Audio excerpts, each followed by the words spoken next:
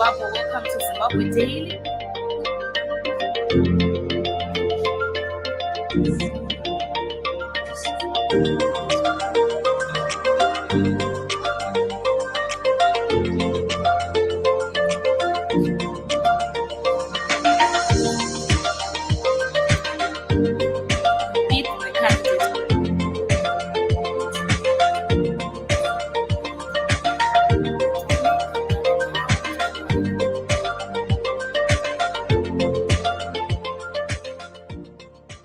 Greetings, Zimbabwe. Welcome to Zimbabwe Daily. My name is Tsitsi Mashiri, and yes, we are back again on our program, Meet the Candidate, where we are moving around, inviting different political leaders who are standing for the next general elections in Zimbabwe. And remember, the elections are just around the corner, so we would want to know how the candidates are and are they ready for the next election. And today in the studio, I have a very special guest who have just joined me, and I'll just let him introduce himself and where he is coming from, the party he's representing. My name is Pastor Timothy CHIGUVARE.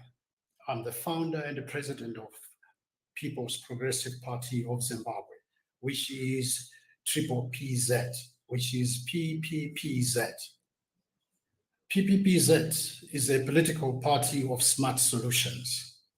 And I have every reason to assure Zimbabweans that their way out has come.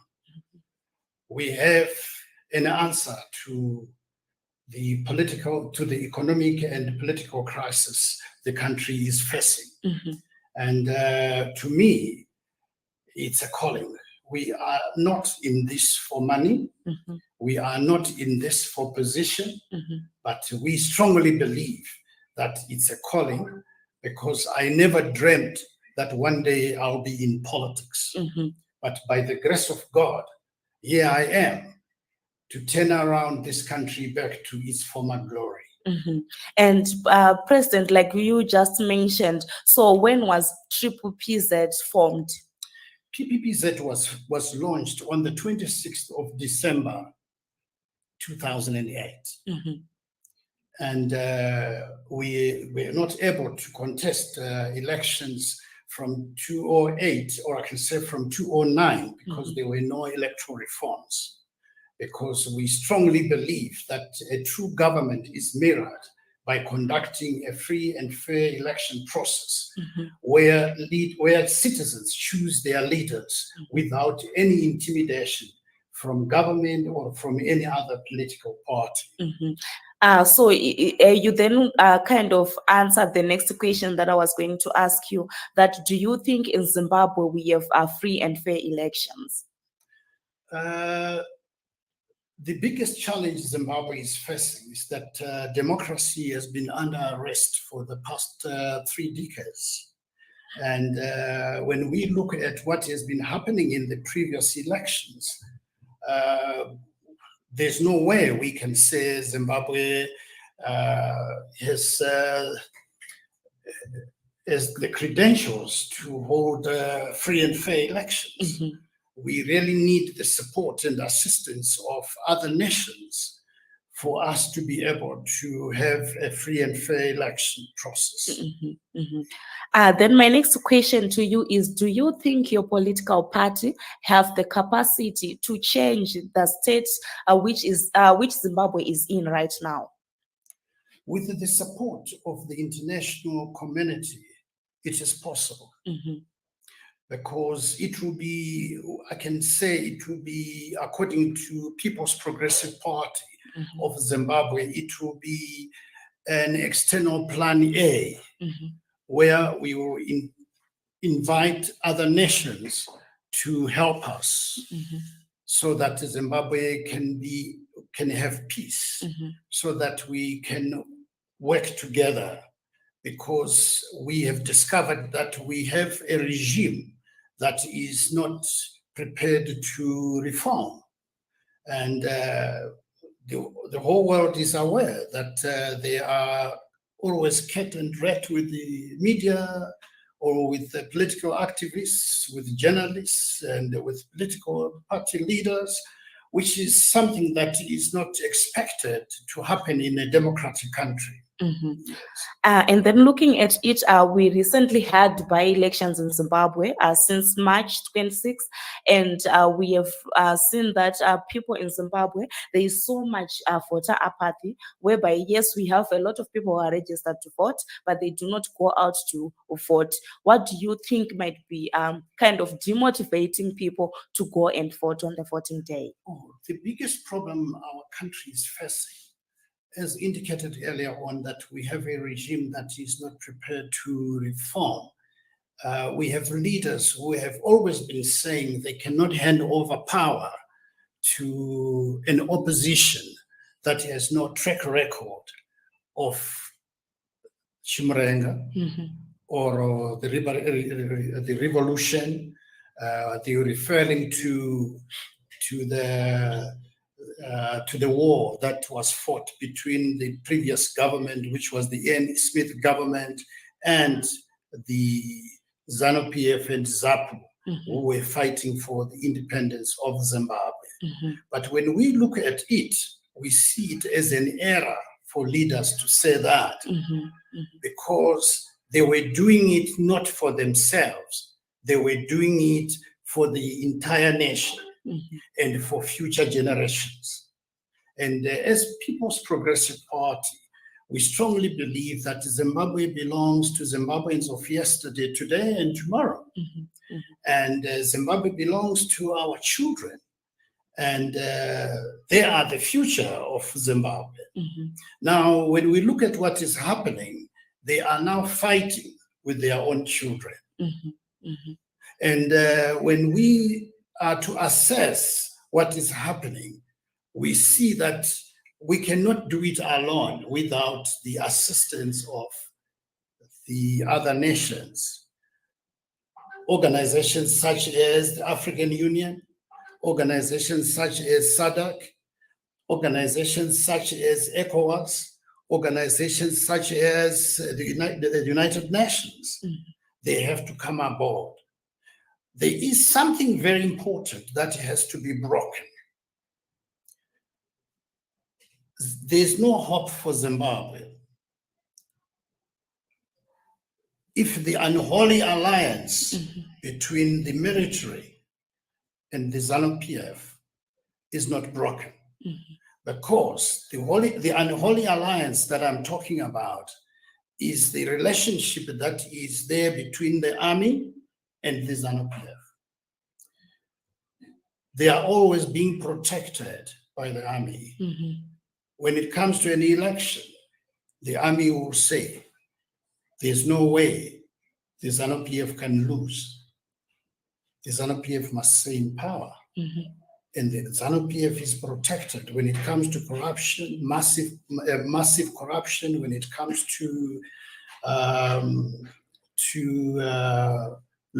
looting that has brought this country to its knees.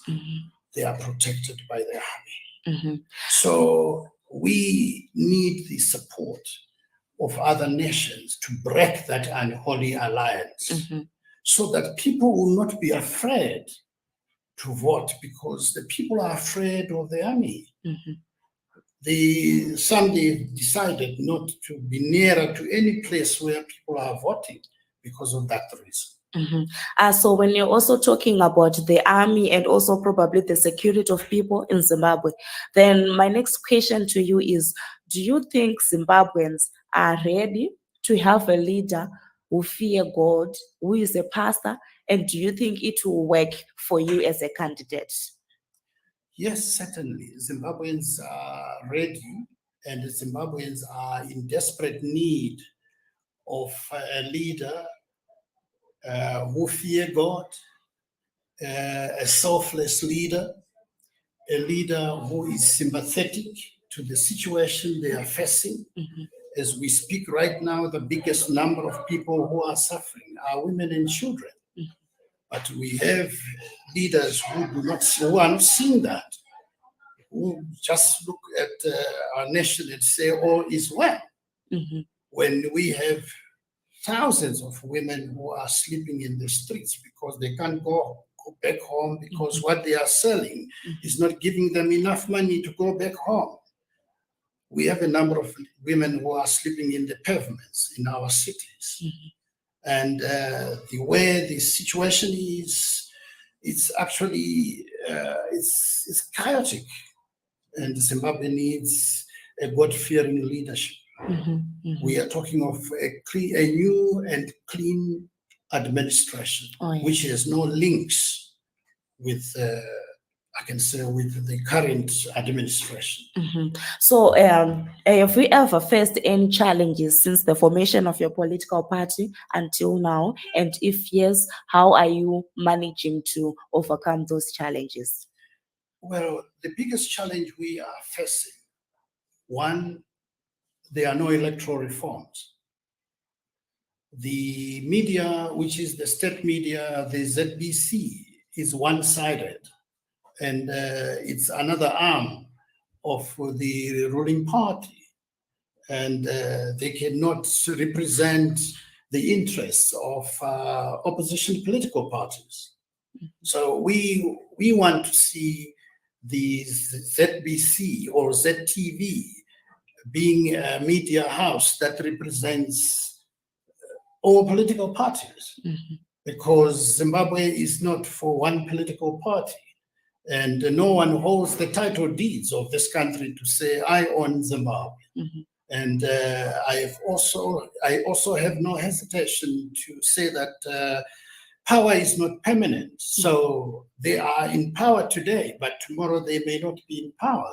So we want leaders who know that power is not permanent and that tomorrow is a mystery. Yeah, let's talk about gender equality in your political party. Do you kind of have a policy that makes sure that women are not being deprived their rights? Looking at the history of Zimbabwe, we're talking about the PR system. In other political parties, we have realized that women are being abused to get on the first or second number out of 6 on the PR system. So do you kind of have like the policy that protects women in your political party, and also the candidate selection process in your political party, since you are already about 8 months before the next general elections? We have the best manifesto. We have heard this from the media houses. We have heard this from the lawyers, human rights lawyers, and we have heard this from the women themselves, saying if we were to have a government of the PPPZ, which is the People's Progressive Party in power, Zimbabwe will never be the same again, because we believe that women for the past 4 decades, they were not represented. And we are ready to empower women. We are ready to work with women. And I have no hesitation to say that if women were granted an opportunity to take the lead in government, Zimbabwe would not be in the situation we are facing today. So we have the best manifesto that is there to protect the women, that is there to empower the women, and that will ensure that women are granted their space in society. Wow. Then my question now is, how do you intend to repair Zimbabwe, or what are you promising Zimbabwe in the first year that you get into office? I can say we are already 5 or 10 years ahead if you are to see our manifesto. As indicated earlier, that we have the best manifesto, and as indicated earlier, that to me this is a calling. A big number of people, they ask me, how did you come up with such a manifesto? We are far ahead, and if we are to be granted an opportunity to be in power, we can turn around this country back to its former glory in less than a year. Because we are in control. Our manifesto explains it all, that we are far ahead. To those who may be interested, who may want to have a look at our manifesto, they are most welcome to, they can access it on our website. And our website will be will be available on this program. Oh, At yes. the end of this program. And on that manifesto, there is everything that the people want to see and what the people expect on a new and clean government that is ready to take over power and turn around Zimbabwe back to a breadbasket of Africa. Probably before you leave this space, do you have any parting words that you would want to tell the voters in Zimbabwe or anyone who haven't registered to vote as yet? What message do you have to them? And then probably what message of peace can you share with Zimbabweans? Because some of them are afraid looking at the violence that has been happening for the past days. And yes, we are also getting into the season of 16 days against gender-based violence. Probably as a presidential candidate, you also have a message to the people of Zimbabwe. As far as the elections are concerned, which is the forthcoming 2023 presidential election, we are encouraging all Zimbabweans to register to vote and to prepare themselves for change that is coming. God cannot remain silent. I can assure you that change is coming and their way out has come. I'm encouraging them to vote for People's Progressive Party because we have a solution to the challenges they are facing. And as far as women of Zimbabwe are concerned, they will be safe under our leadership because we know what they expect from a government. We know what they are going through, the challenges they are facing. And we know that they have not been granted any space in our society, or even when we talk in terms of taking the lead, when we talk in terms of change in our country.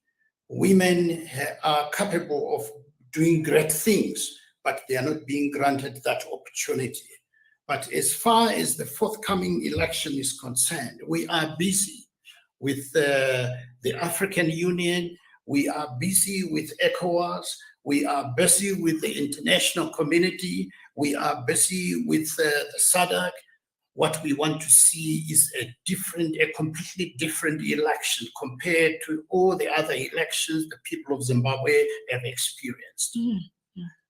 We want to ensure that this election is going to be a free and fair election process where citizens will choose their leaders without any intimidation from government or from any other political party.